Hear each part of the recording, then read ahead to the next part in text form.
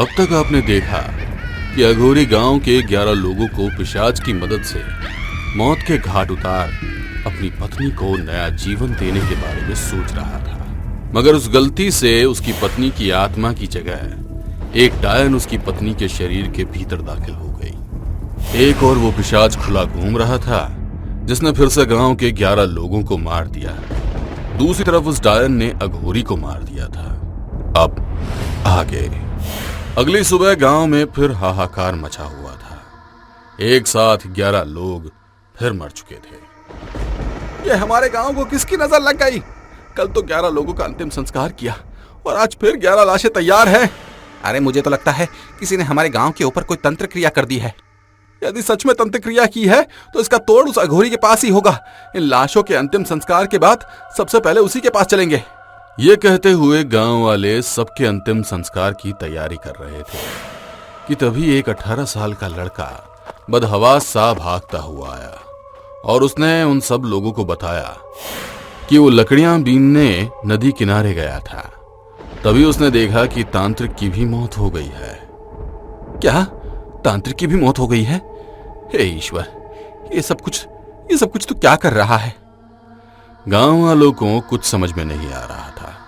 उन लोगों ने 11 लाशों का अंतिम संस्कार किया और इस परेशानी का हल ढूंढने की कोशिश कर रहे थे। दूसरी तरफ उस गांव से काफी दूर एक सिद्ध पुरुष रहते थे जो मां काली की पूजा उपासना कर अपना जीवन व्यतीत कर रहे थे।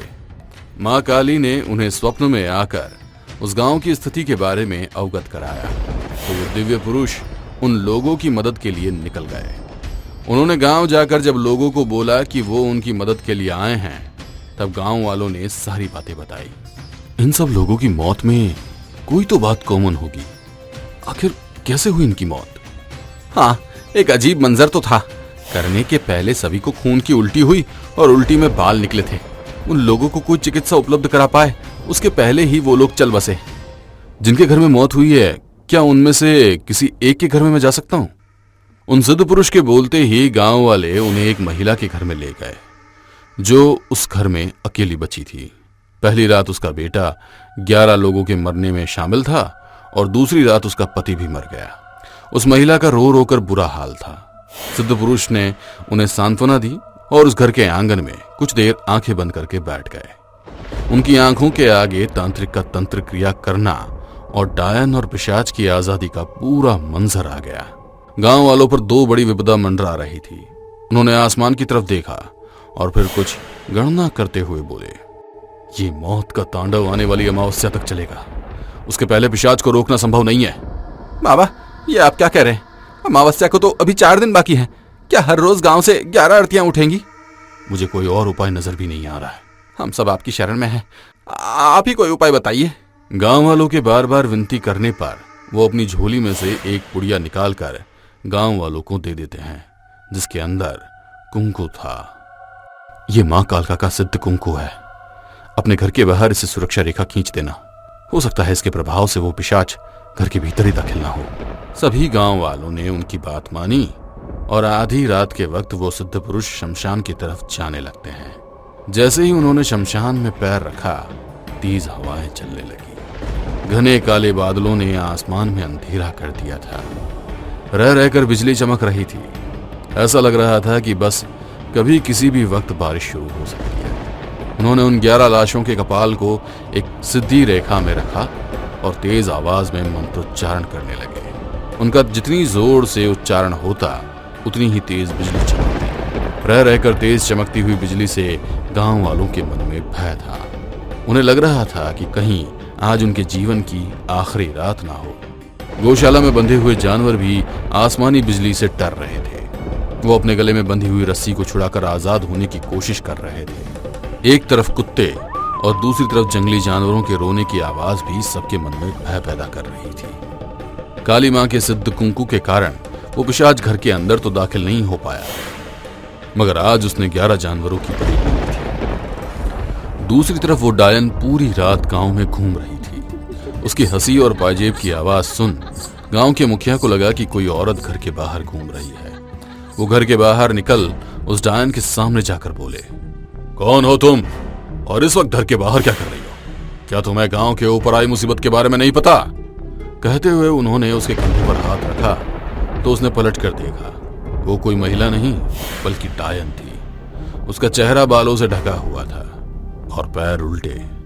वो धीरे धीरे मुखिया की तरफ बढ़ने लगी तो मुखिया डरकर भागने लगा। उसने उसी जगह खड़े रहकर अपने हाथों को लंबा किया और मुखिया की गर्दन को पकड़कर अपनी ओर खींच लिया। तू डायन कौन है? क्यों हम लोगों के पीछे पड़ी है? चली जा यहां से। हम लोगों ने तेरा क्या बिगाड़ा है? बरसों से जमीन के अंदर कैद थी, कई वर्षों के बाद मुक्ति मिली है। कहते हुए वो जोर जोर से हंसने लगी और उसने मुखिया की गर्दन धड़ से अलग कर दी। शमशान में बैठे हुए उन सिद्ध पुरुष को रात का पूरा वाक्य आंखों के सामने दिख गया। अपनी साधना पूरी करके जब ये सिद्ध पुरुष गांव में पहुंचे तो गांव वालों ने उन्हें घेर लिया। बाबा, आपके दिए हुए कुंकू के कारण वो पिशाच घर में तो दाखिल नहीं हुआ, मगर उसने गौशाला के जानवरों को मार दिया। आपने उस पिशाच को तो रोक दिया, मगर डायन का क्या? उसने हमारे मुखिया को मार दिया। हमें सब पता है। माँ काली के आशीर्वाद से हमने सब कुछ शमशान में बैठे बैठे देख लिया था। पर उनको रोकने का कोई तो उपाय कीजिए। डायन को खत्म करने के लिए हमें उसकी चोटी काटनी होगी। वो बरसों से जमीन में दफन थी। उसकी ताकत का अंदाजा अभी किसी को भी नहीं है। जब तक उसकी ताकत का अंदाजा नहीं लग जाता हम कोई उपाय नहीं कर सकते। तो क्या आप इसी तरह ये सारी मौतें होते हुए देखेंगे? गांव वालों की बात सुनकर उस सिद्ध पुरुष को गुस्सा आ रहा था, मगर वो यहां पर मां काली के आदेश से आए थे। इसीलिए अपने गुस्से को शांत रखकर वो डायन और पिशाच से लड़ने के बारे में सोचने लगे। उन्होंने दिन में मां काली की एक विशेष पूजा की और उस पूजा से सिद्ध हुआ ताबीज उन्होंने अपने गले में पहन लिया और रात में फिर उन्होंने लोगों के घर को कीलित कर दिया ताकि कोई बुरी शक्ति उनके घर के भीतर दाखिल ना हो सके। और उन्होंने शमशान में जाकर शमशान भैरवी की साधना शुरू कर दी। गांव में कल रात की तरह आतंक मचा हुआ था। जानवर बुरी तरह से रो रहे थे। दिन में की हुई पूजा से उन्हें माता रानी द्वारा उस डायन से लड़ने की शक्तियां प्राप्त हो गई थी। उन्होंने एक जलती हुई चिता के पास हवन कुंड बनाया और हवन करना शुरू किया। जैसे ही उस शमशान में तेज हवाएं चलने लगी और हवन की अग्नि को बुझाने की कोशिश में बारिश भी शुरू हो गई, मगर वो हवन शमशान भैरवी का था, इसीलिए भर बारिश में भी हवन नहीं रुका। उनके वशीकरण प्रयोग से पिशाच और डायन दोनों शमशान में आ गए थे। क्यों बुलाया हमें यहाँ पर? तुझे शायद हमारी शक्तियों का एहसास नहीं है। कई वर्षों से जमीन के अंदर दफन थी, अब आजाद हुई हूँ। कोई मेरा कुछ नहीं बिगाड़ सकता। कहते हुए डायन ने उस सिद्ध पुरुष पर हमला कर दिया। तो सिद्ध पुरुष पहले से ही सचेत थे। उन्होंने तुरंत उसके बालों को पकड़ा और उन्हें कैंची से काट हवन कुंड में डाल दिया।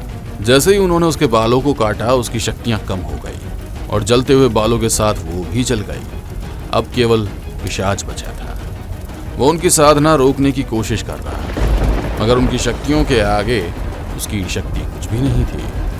उन्होंने लगातार हवन करते हुए उस पिशाच को भी काबू में कर लिया। जैसे ही पिशाच उनके कंट्रोल में आया बारिश रुक गई। अगले दिन गांव में कोई भी मातम नहीं मनाया गया। सभी लोग सिद्ध पुरुष को प्रणाम करते हुए बोले, बाबा आपकी जय हो, आपने हम लोगों को बचा लिया। बाबा आपकी जय हो, आपकी जय हो। मैंने कुछ नहीं किया। आप लोगों पर माँ काली की कृपा थी, इसीलिए उन्होंने मुझे मार्ग बताया। मगर हमेशा याद रखना, जीवन और मृत्यु ईश्वर के हाथ में है। कोई भी उसके विधान को नहीं बदल सकता। तांत्रिक की एक छोटी सी गलती के कारण पूरा गांव परेशान हो गया।